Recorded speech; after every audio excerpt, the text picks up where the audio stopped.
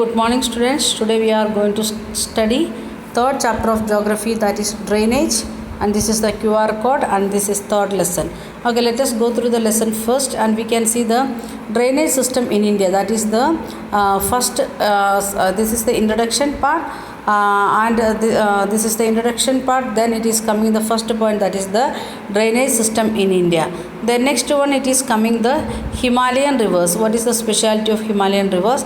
Then we are going to study Indus River, then Ganga River, then Brahmaputra River. Three major rivers of North India are the Himalayan rivers, and in between it is given the map of rivers, major rivers of India. We can see major rivers of India. In that lakes are given, and rivers it is given, both major rivers as well as the water bodies, means the lakes also it is given. Okay, then next one, it is after the Himalayan river, then it is coming the peninsular rivers. Peninsular rivers means the South Indian rivers, that is the Narmada basin or Narmada river. Then comes the Tapi river, both are the western flowing rivers. Then comes the east flowing rivers, Godavari, Mahanadi, then Krishna, Kaveri. These are the four major east flowing rivers. 2 west flowing and 4 east flowing rivers.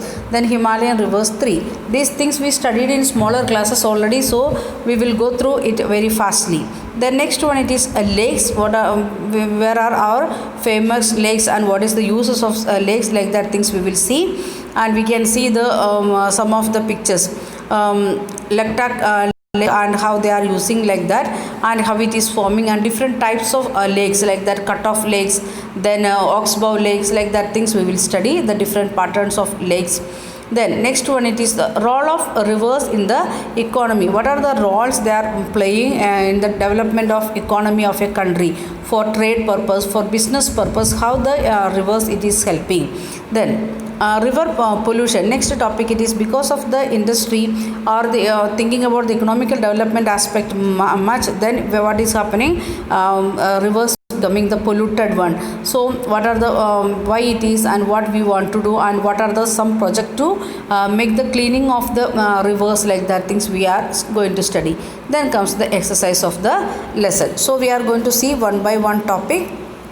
Easy lesson only, like science you can by heart and keep, that much easy lesson, but this lesson should be very clear, because next year again you want to study 10th standard, one chapter is there, water resources, and in that chapter we must study about the major dams and other things. Then the seaport, airport, that time also it is needed, because it is some area where the riverine ports are, like that things are there. So where is that particular river, if you know that one, then very easily you can identify the places and things, you can understand very easily. So we are going to start.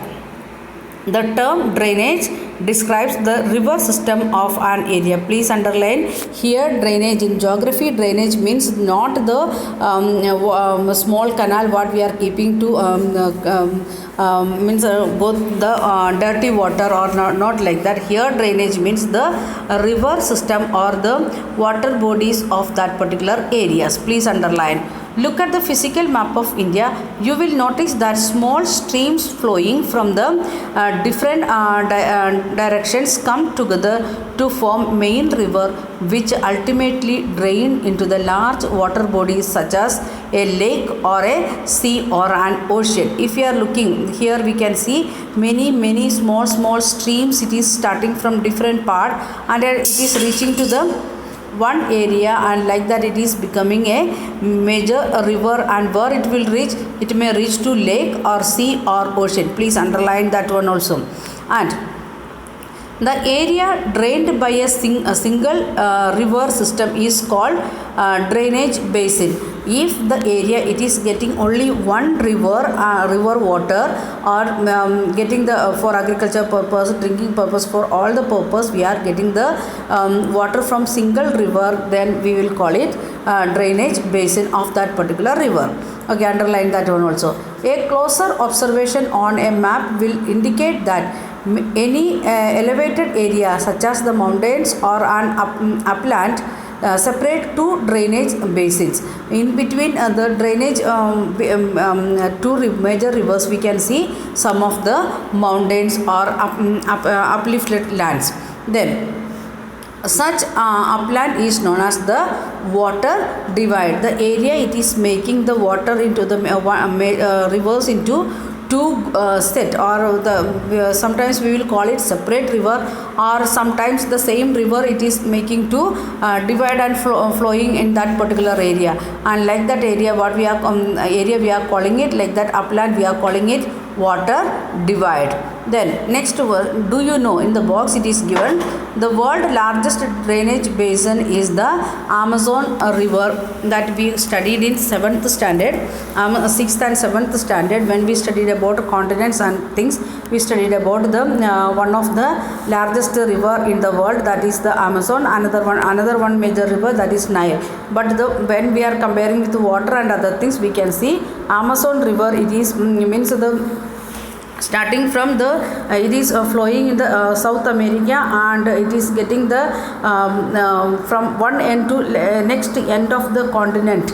From east to west, we are thinking from west side to eastern side it is reaching, like that it is giving drainage to that total continent, means the one part of the continent. Then next one, find out which river had largest basin in India. When we are thinking about drainage basin here in India, which river having the largest basin, that you want to find out. When we are coming to the map, that time we can see more details.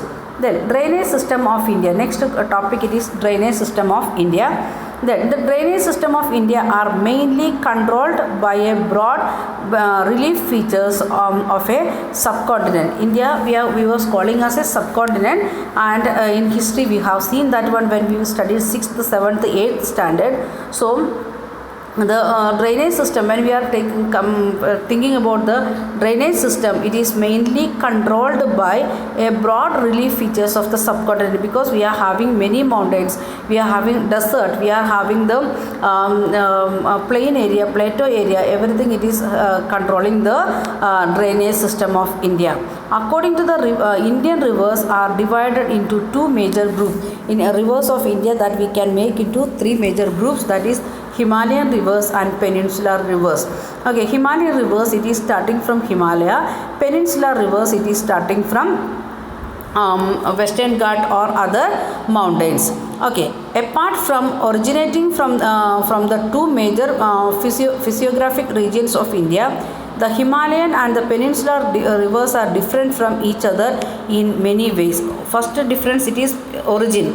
Himalayan rivers, it is starting from Himalaya, and we can see all 12 months these rivers having water. But when we are coming to the South Indian rivers or peninsular rivers, it is not like that, it is drying up in the summer season. Okay, we'll come to that differences also.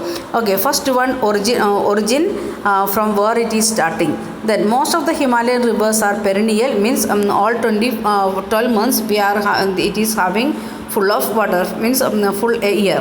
It means they have water throughout the year. Please underline, perennial means it is having water throughout the year. Please underline.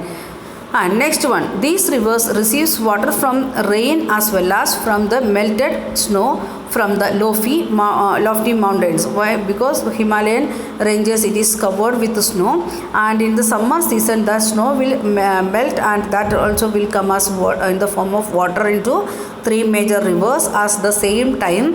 And the rainy season or in the winter season, because of the rain in the Himalayan area, that's why the river having water. Then next one, the two major Himalayan rivers, Indus and Brahmaputra, originated from the north of the mountain ranges. They have cut through the mountains making gorges. Means it is coming like the valleys or gorges, it is coming to India. It is starting from the northern part of India, northern part of Himalaya, but we are staying in the southern part of Himalaya.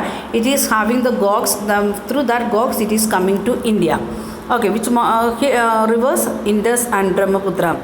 And The Himalayan rivers have long course from their source to sea, from where it is starting from Himalaya and it want to reach to Bay of Bengal or Arabian Sea. So it is having they are lengthy rivers because it want a long journey to reach to sea. Then next part, they perform intensive erosional activity in their upper courses and carry huge load of silt and sand, and in the middle and the lower course these rivers form meanders and oxbow lakes and many other depositional features in the floodplain, because it is starting from the Himalaya range, means the highly elevated ranges. So the upper course it is very narrow, as well as it is taking the upper soil of that area. So it is carrying many silt and sand, and it is coming,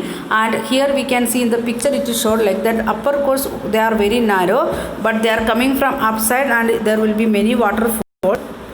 So the soil erosion is usual thing in that area, and when it is coming in the middle course, the flow of the water will be little bit slow and it is becoming broader, and what is happening, we can see the deposition in here and there. So that area becoming more fertile, and that's why means like the grassland like that it is forming there. And when we are reaching to the third third course or the lowest course before reaching to the ocean or lake, what is happening, the river becoming more broadened, and the water because of the in some season they are getting much water, that time they may overflow or they are changing their course, and it is making the oxbow lakes. It is showing showed here oxbow lakes, and we can see that one because in between the deposition, the soil deposited here in between area, so that is making the division with this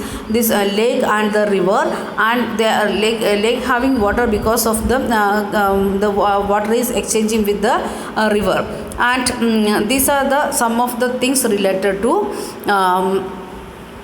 Himalayan rivers. So once again we are having the three courses. First one is upper course, it is starting from the hill, and the middle course where we are becoming the little bit broadened one, or then third one the lower course, that is the means very slowly water is flowing. So the deposition of the soil and slit sand and slit will be more, so it is forming like oxbow lake or meander like that things, even deltas that we studied in 6th standard. Okay, a large number of peninsular river are seasonal, because in summer season there is no rain at all, so we won't get enough water in the summer season. So we are calling it our peninsular rivers or South Indian rivers. They are seasonal rivers, and as their flow is depend on the rainfall. If this year we are getting enough rainfall, then there will be water in the rivers, and if there is not at all enough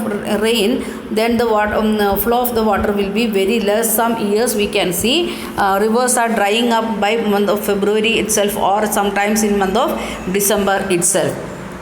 Then during the dry season, even the large rivers had reduced flow of water in the channels, means like a small drainage, a small canal like that, it is becoming the big rivers also.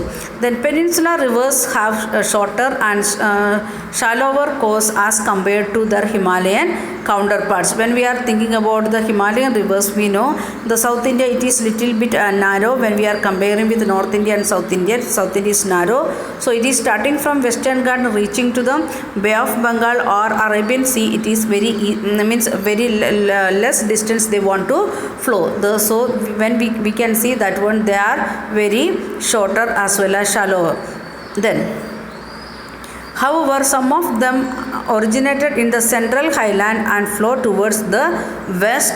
And can you identify like two rivers? We already said like that, east flowing rivers and west flowing rivers. Which one are the west flowing rivers? That are the Tapi and Narmada. And most of the rivers of peninsular India originated in the Western Ghats and flow towards the Bay of Bengal. And the rivers which is starting from central highland that is flowing to westward and which is starting from western Ghat that is moving to eastward. Okay, that is all about the introduction. We will continue in next video.